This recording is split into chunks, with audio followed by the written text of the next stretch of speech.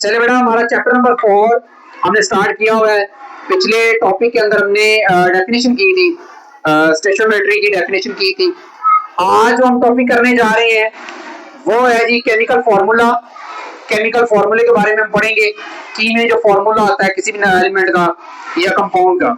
तो सबसे पहले हमारे पास जो है एलिमेंट आपको पता है सॉलिड फॉर्म में भी हो सकते हैं, लिक्विड फॉर्म में भी हो सकते हैं और गैसेस फॉर्म के अंदर भी हो सकते हैं। तीनों सूरतों के अंदर हो सकते हैं, सॉलिड, लिक्विड, गैसेस।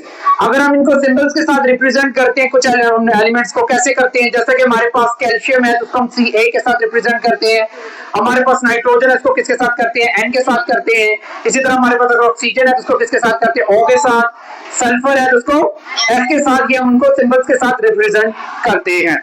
आगे हमारे पास जो है कंपाउंड और मॉलिक्यूल।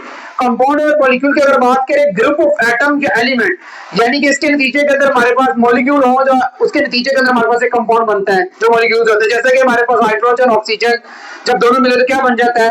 वाटर बन जाता है। वाटर बनता है ना, ऐसे ही है। अच्छा, उसके बाद अगर हम डेफिनेशन की बात करते हैं किसकी? केमिकल फॉर्मूले की। और केमिकल रिप्रेजेंटेशन ऑफ मॉलिक्यूल और कंपाउंड, यानी कि ऐसा केमिकल जिसको हम रिप्रेजेंट करें किसकी फॉर्म के अंदर? मॉलिक्यूल या कंपाउंड की फॉर्म के अंदर रिप्रेजेंट कर रहे हैं, उसको क्या कहते हैं? Chemical formula. उसका कीमियाई फॉर्मूला होता है बेसिकली। अगर टाइप्स ऑफ फॉर्मूले की बात करते हैं, दो तरह की होती है इसकी टाइप्स है बेटा। एक होता है मॉलिक्यूलर फॉर्मूला और एक आता है एम्पिरिकल फॉर्मूला। अब सबसे पहले बात करते हैं मॉलिक्यूलर फॉर्मूला होता क्या है। जो मॉलिक्यूलर फॉर्मूला होता है ना बेटा, वो एक्चुअल नंबर बता रहा होता है। ठीक है, एक्चुअल नंबर, हकीकी अदाद के बारे में बता रहा है, उसके अंदर जो मौजूद होते हैं। The type of formula which show the actual number of atom present in the compound. Compound के अंदर जो एक्चुअल अमाउंट पाई जा रही होती है किसकी? एटम की, उसको क्या कहते हैं? मॉलिक्यूलर फॉर्मूला कहते हैं। जैसे लेट्स सपोज हम देखते हैं वाटर है H2O, C6H12O6, ये होता है हमारे पास ग्लूकोज। इसके अंदर एक्चुअल नंबर ऑफ एटम्स पाए जा रहे हैं 6 कार्बन, 12 हाइड्रोजन और 6 ऑक्सीजन। इसी तरह अगर हम देखते हैं NH3 अमोनिया होता है हमारे पास, नाइट्रोजन और हाइड्रोजन। इसी तरह अगर बेंजीन C6H6 क्या आता है? बेंजीन होता है। ये एक्चुअल नंबर ऑफ के बारे में बता रहे हैं, या के फॉर्मूले के बारे में बता रहे हैं, जिसके अंदर नंबर ऑफ एटम्स एक्चुअल तौर के ऊपर पाए जा रहे हैं, उसको क्या कहते हैं? मॉलिक्यूलर फॉर्मूला कहते हैं। ठीक है जी, किसी भी एलिमेंट का कंपाउंड का मॉलिक्यूलर फॉर्मूला होता है, सेम होता है। अब फॉर्मूला यूनिट की बात करते हैं, फॉर्मूला यूनिट क्या होता है? It is the chemical representation of ionic compound. Ionic compound की फॉर्म के अंदर जिसको रिप्रेजेंट किया। आयनिक कंपाउंड की डेफिनेशन आप लोगों ने की होगी पीछे, हमने जब कोवलेंट बॉन्ड और सारे पढ़कर आए तो उसके अंदर आयनिक कंपाउंड की डेफिनेशन की हुई है। जैसे कि हमारे पास NaCl है, सोडियम क्लोराइड आ जाता है, NaBr आ जाता है, KCl आ जाता है, CaCl2 आ जाता है, Cl है, MgCl2, ये इसके एग्जांपल्स हैं। ठीक है, आगे लास्ट में जो हमारे पास टॉपिक है ना बेटा, वो है एम्पिरिकल फार्मूला। एम्पिरिकल फार्मूला निकला कहां से? मॉलिक्यूलर फार्मूले से बनेगा, लेकिन कैसे बनेगा वो आप लोगों ने ध्यान से देख लेना, सीख भी लेना है।